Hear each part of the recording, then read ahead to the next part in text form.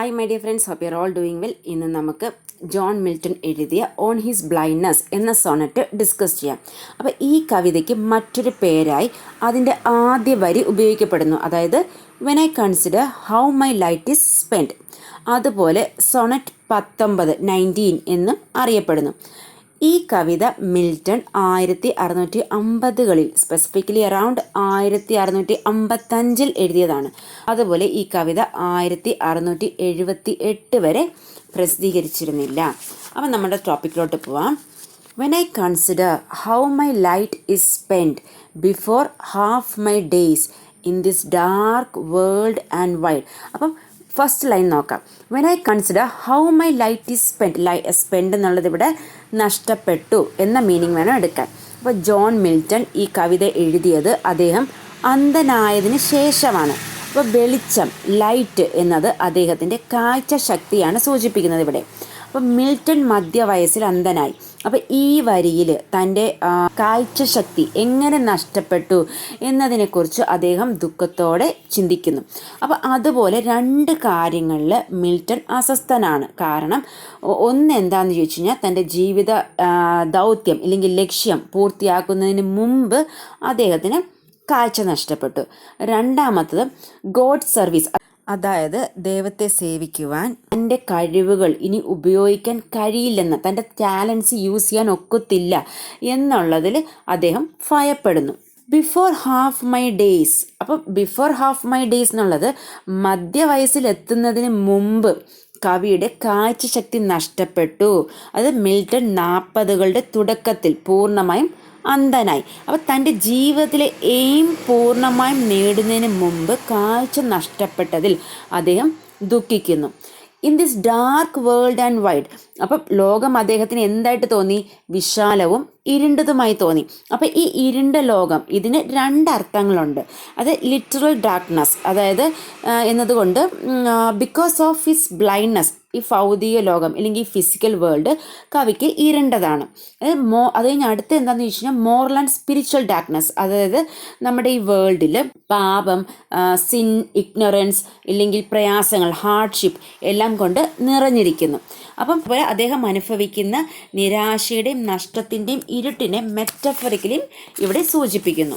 അതുപോലെ തന്നെ വിശാലമായ ലോകമെന്നാണ് അടുത്ത ഒരു വേർഡ് പറഞ്ഞിരിക്കുന്നത്. അപ്പോൾ ഈ ലോകം വിശാലമാണ്, അതായത് അവസരങ്ങൾ, വെല്ലുവിളികൾ, ചലഞ്ചസ്, കടമകൾ എന്നിവയാൽ നിറഞ്ഞതാണ്. അപ്പം മിൽട്ടൺ ഇപ്പോൾ അന്ധനായതിനാൽ താൻ ഈ വിശാലമായ ലോകത്ത് ഒരു ചെറുതും നിസ്സഹായനുമായി, അതായത് ഒരു സ്മോൾ ആൻഡ് ഹെൽപ്ലെസ് ആയിട്ട് അദ്ദേഹത്തിന് തോന്നുന്നു. അപ്പം അതിനാൽ ഈ വാചകം മിൽട്ടൺ അനുഭവിക്കുന്ന ആ ഏകാന്തതയും ആത്മവിശ്വാസത്തെയുമാണ് പ്രതീകപ്പെടുത്തുന്നത്. ഇനി അടുത്ത വരിയിലോട്ട് പോവാം. And that one talent which is death to hide lodged with me useless though my soul more bent. അപ്പം ഇവിടെ ഈ പറയുന്ന ടാലൻ്റ് എന്നുള്ളത് ബൈബിളിലൊരു ഉപമയുണ്ട്. അതായത് അത് ചെറിയൊരു ചുരുക്കത്തിൽ പറയാം നമുക്ക്. ഒരു യജമാനൻ ഒരു യാത്ര പോകുന്നു. അപ്പോൾ പോകുന്നതിന് മുമ്പ് യജമാനൻ തൻ്റെ 3 സെർവൻസിനെയും, അത് മാസ്റ്റർ തൻ്റെ 3 സെർവൻസിനെയും വിളിച്ച് ഓരോരുത്തർക്കും ചില താലന്തുകൾ നൽകുന്നു. അതായത് ഈ ബൈബിളിൽ ഒരു താലന്ത് എന്നത് ഒരു വലിയ തുകയായിരുന്നു. അപ്പോൾ ആദ്യത്തെ ദാസന്, സെർവൻറ്റിന് താലന്തുകൾ നൽകുന്നു. രണ്ടാമത്തെ ആൾക്ക് 2 താലന്തുകളും മൂന്നാമത്തെ ആൾക്ക് മാസ്റ്റർ 1 താലന്തും നൽകുന്നു. അപ്പോൾ ഈ പണം അവർ നന്നായി ഉപയോഗിക്കുമെന്ന് ഈ മാസ്റ്റർ എക്സ്പെക്റ്റ് ചെയ്യുന്നു. അപ്പോൾ ഈ 5 താലന്തുകളുള്ള ദാസൻ നല്ലവണ്ണം വർക്ക് ഹാർഡ് ചെയ്യുന്നു. അതിനുശേഷം അയാൾ എക്സ്ട്രാ 5 താലന്തുകൾ കൂടി സമ്പാദിക്കുന്നു. അതിൽ 2 താലന്തുകളുള്ള ആൾ നല്ലവണ്ണം ഹാർഡ് വർക്ക് ചെയ്യുന്നുണ്ട്, 2 താലന്തുകൾ എക്സ്ട്രാ സമ്പാദിക്കുന്നു. ഈ 1 താലന്ത് കിട്ടിയ സെർവൻ്റ് എന്ത് ചെയ്യുന്നു വെച്ച് കഴിഞ്ഞാൽ, പണം നഷ്ടപ്പെടുമെന്ന് ഭയപ്പെട്ട് അയാൾ ഒരു കുഴി കുഴിച്ച് ഈ താലന്ത് ഒളിപ്പിച്ച് വയ്ക്കുന്നു.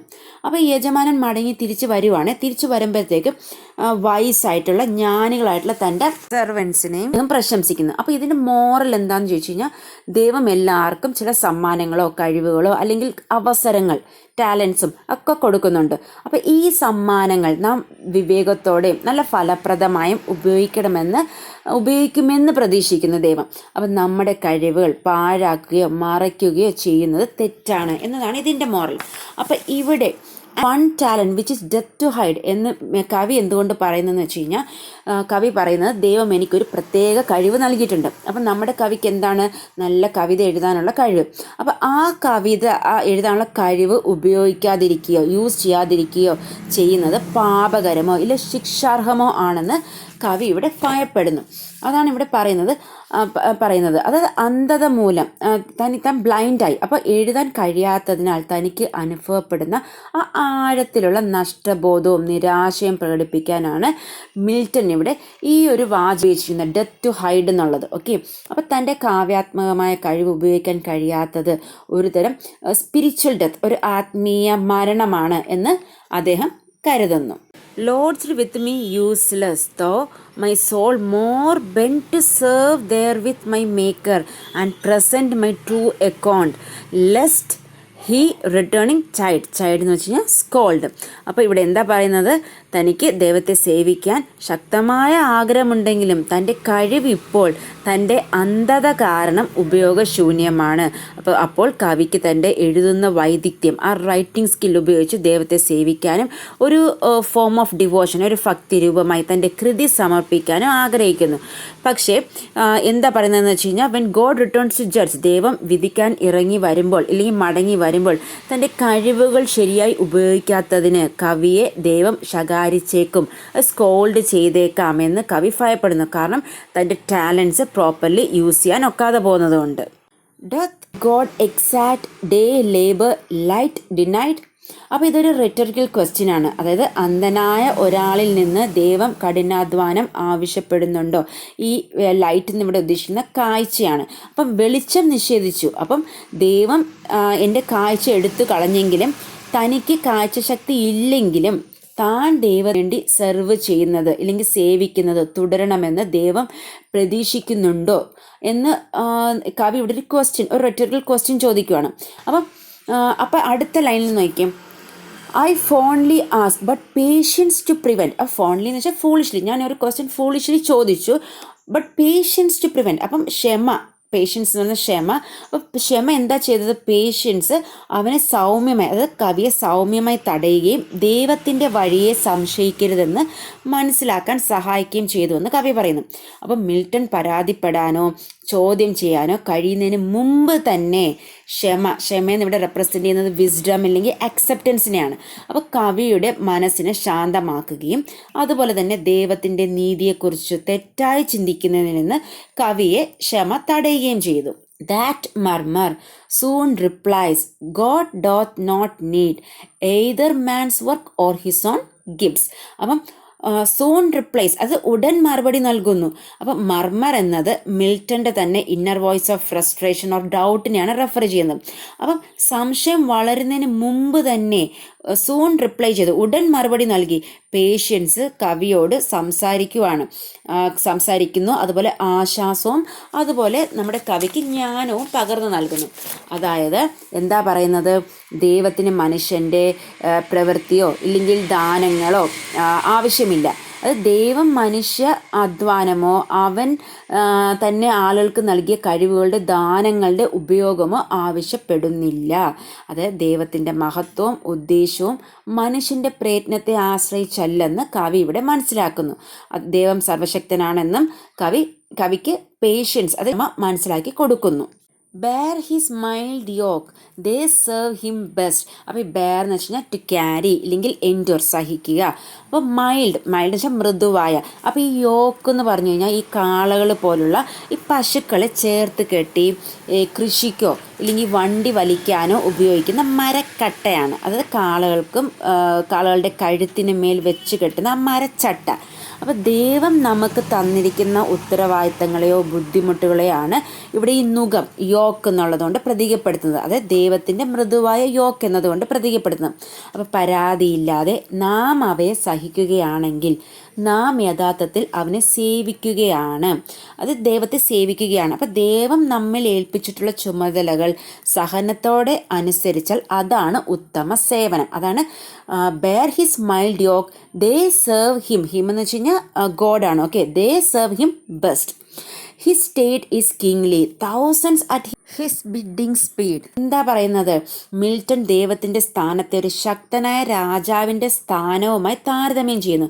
അതായത് ദൈവത്തിന് പരമോന്നത അധികാരമുണ്ട്, അവൻ ശക്തനും പരമാധികാരിയുമാണ്. അപ്പോൾ ഒരു മഹാനായ രാജാവിനെ പോലെ ദൈവം തൻ്റെ പ്രജകളുടെ പ്രവൃത്തിയെ ആശ്രയിക്കുന്നില്ല. അപ്പോൾ അവൻ്റെ ഇഷ്ടം നിറവേറ്റാൻ മനുഷ്യ സേവനം ആവശ്യമില്ല എന്നാണ് പറയുന്നത്. അപ്പോൾ ദൈവത്തിൻ്റെ എണ്ണമറ്റ മാലാകമാരുണ്ട്, അവർ അവനെ തൽക്ഷണം അത് സ്പീഡായിട്ടും ആകാംക്ഷയോടെയും സേവിക്കുന്നു. അപ്പം ഈ ആയിരക്കണക്കിന് ആളുകൾ ലോകമെമ്പാടും അവൻ്റെ കൽപ്പനകൾ നടപ്പിലാക്കാൻ തിരക്ക് കൂട്ടുന്നു എന്നാണ് കവിക്ക് പറഞ്ഞു കൊടുക്കുന്നത്. അതായത് ദൈവത്തോടുള്ള യഥാർത്ഥ സേവനം ബാഹ്യമായ പ്രവൃത്തികൾ മാത്രമല്ല, ഒബീഡിയൻസ് ആൻഡ് അക്സെപ്റ്റൻസ് ആണ് എന്ന് കവി കണ്ടെത്തുകയും ചെയ്യുന്നു. And post over land and ocean without rest. They also serve who only stand and wait. Post എന്ന വാക്കിൻ്റെ അർത്ഥം, പോസ്റ്റ് ഓവർ എന്ന വാക്കിൻ്റെ അർത്ഥം വേഗത്തിൽ സഞ്ചരിക്കുക, ഇല്ല പൂർണ്ണ വേഗത്തിൽ. ഓക്കെ, അപ്പം ഈ ദാസന്മാർ, ഈ തൗസൻഡ്സ് ഓഫ് ഈ ദാസന്മാർ അവൻ്റെ, അതായത് ഈ ദൈവത്തിൻ്റെ ഇഷ്ടം നിറവേറ്റുന്നതിനായി ലോകമെമ്പാടും എങ്ങനെ മൂവ് ചെയ്യുന്നു? ടയർലെസ്ലി, ആ ക്ഷീണം നീങ്ങുന്നു. അപ്പം ദൈവത്തിന് നിരന്തരം സജീവമായ നിരവധി മാലാകമാർ അല്ലെങ്കിൽ ദിവ്യശക്തികൾ പോലുള്ളവ ഉണ്ടെന്ന് മിൽട്ടൺ ഊന്നി പറയുന്നു. അപ്പം അവർ എപ്പോഴും ദൈവത്തിൻ്റെ അഭ്യർത്ഥന നിറവേറ്റുന്നതിൽ ഏർപ്പെട്ടിരിക്കുന്നു. അപ്പം മിൽട്ടൺ പോലുള്ള മനുഷ്യരുടെ ശാരീരിക പരിശ്രമമില്ലാതെ പോലും ദൈവത്തിൻ്റെ പ്രവൃത്തി എല്ലായ്പ്പോഴും ചെയ്യപ്പെടുന്നുണ്ടെന്ന് ഇത് എടുത്തു കാണിക്കുന്നു. അപ്പോൾ ഇത് ഹൈലൈറ്റ് ചെയ്യുന്നത് എന്താണെന്ന് ചോദിച്ചു കഴിഞ്ഞാൽ, God's work is always being done even without the physical effort of human like Milton. അപ്പം ഇവിടെ അന്ധത കാരണം ദൈവത്തെ സജീവമായി സേവിക്കാൻ കഴിയാത്തതിനാൽ വിഷമിക്കുന്ന നമ്മുടെ കവി, അതായത് മിൽട്ടൺ, ദൈവം മനുഷ്യ അധ്വാനത്തെ മാത്രം ആശ്രയിക്കുന്നില്ല എന്ന് മനസ്സിലാക്കുന്നു. അപ്പം ദൈവത്തിന് അക്ഷീണം പ്രവർത്തിക്കുന്ന എണ്ണമറ്റ ദാസന്മാരുണ്ട്. അതിനാൽ മിൽട്ടൻ്റെ ശാരീരികമായി പ്രവർത്തിക്കാനുള്ള കഴിവില്ലായ്മ ദൈവത്തിൻ്റെ ദൃഷ്ടിയിൽ അദ്ദേഹത്തിൻ്റെ മൂല്യം, മിൽട്ടൻ്റെ മൂല്യം കുറയ്ക്കുന്നില്ല എന്ന് മനസ്സിലാക്കുന്നു. They also serve who only stand and wait. അപ്പോൾ വിശ്വസ്തയോടെയും ക്ഷമയോടെയും കാത്തിരിക്കുന്നത് ദൈവത്തോടുള്ള സേവനത്തിൻ്റെ ഒരു രൂപമാണെന്ന ശക്തമായ തിരിച്ചറിവോടെയാണ് മിൽട്ടൺ അവസാനിക്കുന്നത്. അതായത് ദൈവത്തെ സേവിക്കാൻ ഒരു വ്യക്തി സജീവമായി മഹത്തായ പ്രവൃത്തികൾ ചെയ്യുകയോ ഇല്ലെങ്കിൽ മറ്റുള്ളവരെ കാണിക്കാൻ സേവനങ്ങൾ ചെയ്യുകയോ ചെയ്യേണ്ടതില്ല. ക്ഷമയുള്ളവരും പരാതിയില്ലാതെ തങ്ങളുടെ ബുദ്ധിമുട്ടുകൾ സഹിക്കുന്നവരും ദൈവത്തിന് താഴ്മയോടെ കീഴടങ്ങുന്നവർ പോലും അവനെ സേവിക്കുന്നു, ദൈവത്തെ സേവിക്കുന്നു. അപ്പോൾ ദൈവസേവനം പ്രവൃത്തിയിൽ മാത്രം ഒതുങ്ങുന്നില്ല, ക്ഷമയും സന്നദ്ധതയും സേവനമാണ്. അത് patience and readiness are also സർവീസാണ് എന്നാണ് കവി പറയുന്നത്. അപ്പോൾ പരാതിയില്ലാതെ ശാന്തമായും വിശ്വസ്തയോടെയും കഷ്ടപ്പാടുകൾ സഹിക്കുന്നവരെ ദൈവം വിലമതിക്കുന്നു എന്ന് നമ്മുടെ മിൽട്ടൺ ഇവിടെ മനസ്സിലാക്കുന്നു. അപ്പോൾ ഈ സോണറ്റിൻ്റെ പ്രധാന സന്ദേശം എന്താണെന്ന് വെച്ചാൽ, മെസ്സേജ് എന്താണെന്ന് ചോദിച്ചു കഴിഞ്ഞാൽ, ജീവിതത്തിൽ ദൈവം നമ്മിൽ ഏൽപ്പിക്കുന്ന കടമകൾ സഹനത്തോടെ നിർവഹിക്കുന്നവരാണ് ദൈവത്തിന് ഏറ്റവും നല്ല സേവകരെന്ന് കവി പറഞ്ഞു തരുന്നു. So I hope you are clear with this explanation. Thank you. Have a nice day.